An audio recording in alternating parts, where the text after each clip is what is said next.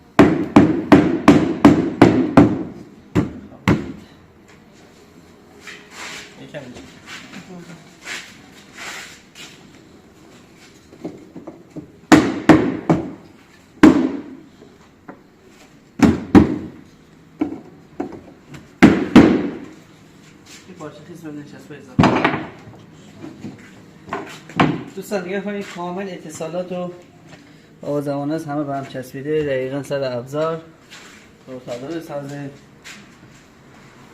کاملا چسبیده. این پلاک هایی که حالا درست کردیم برای روی سره اینه میاد دوباره اینجا نصب میشه روتادور.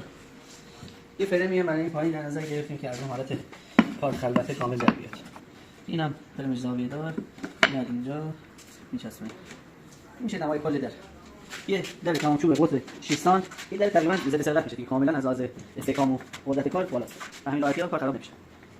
البته باز سر اتصالات دو تا دو چون فاز زمان شده اینجا رو بعد ممکن بزنیم که چوبی گذاشتم 2 سانتی رو سری که همین میخواد دو تا دو سازه کلاف اون زمان که باز نکنه.